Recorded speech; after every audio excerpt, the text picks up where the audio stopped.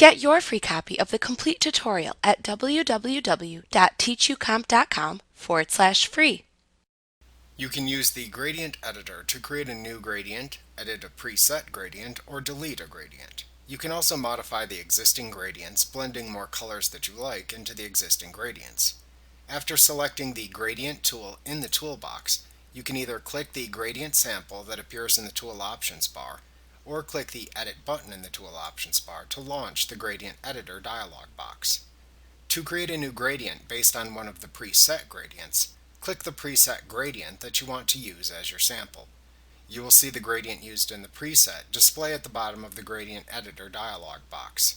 You can create your gradient in this area.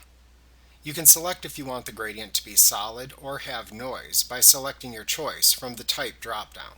First, you will examine the options you have if you select solid. You can type a name for the new gradient into the name text box. To set the smoothness of the entire gradient, use the smoothness dropdown to set the slider to the percentage of smoothness you want. At that point, you create the gradient by manipulating the various color stops, opacity stops, and midpoints on the sample gradient shown. The color stops determine what colors will appear within the gradient. You can click within the bottom row of color stops to add a new color stop. You can delete a color stop by clicking it to select it, and then clicking the Delete button in the lower right corner of the dialog box. To edit the color within a color stop, click the color stop to select it, and then click the color box shown at the bottom of the dialog box. Doing this will launch the Color Picker dialog box, where you can then select a new color for the color stop. Note that you can also click the drop-down arrow on the color button to use the Color Swatches panel instead if desired. To change the position of a color stop in the gradient, click and drag it left or right to slide it to a new location on the color stops bar. Also note that when you click a color stop, you will see a small gray diamond appear. This is the color midpoint, which determines where the color changes between the adjacent color stops in the color stops bar. You can also click and drag these color midpoint diamonds to new locations on the color stops bar to change where the colors start to shift between two color stops. To add transparency to a gradient, you must change the opacity stops at the top bar of the gradient. You can add and remove opacity stops the same way that you add color stops. Click into the opacity bar side of the gradient sample to add a new opacity stop. You can delete them by clicking to select them, and then clicking the Delete button in the lower right corner of the dialog box. To change the opacity level of an opacity stop, click it to select it. Then click the Opacity drop-down and change the opacity percentage with the slider as needed. This can add various transparent and opaque gradient areas to the gradient if desired. When the gradient looks the way that you would like, click the Add to Preset button to save the gradient as a new preset gradient for future use.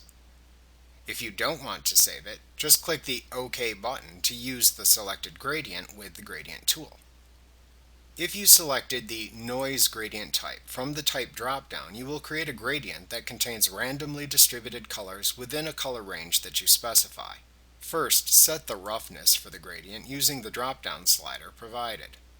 The higher the number, the more color striations appear within the gradient. In the Color Model drop-down, select which color model you want to use for the gradient, RGB or HSB. Then use the three color sliders below to change the possible color range used for the gradient.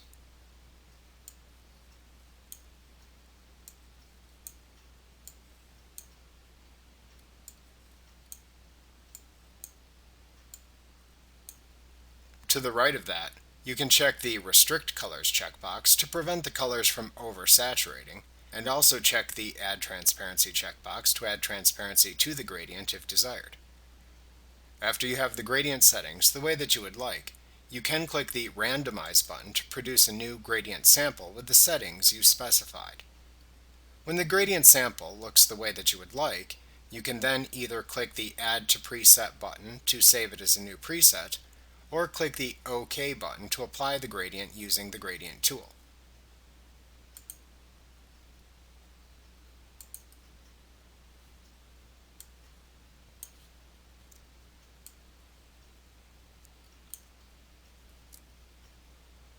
Like what you see? Pick up your free copy of the complete tutorial at www.teachucomp.com/free.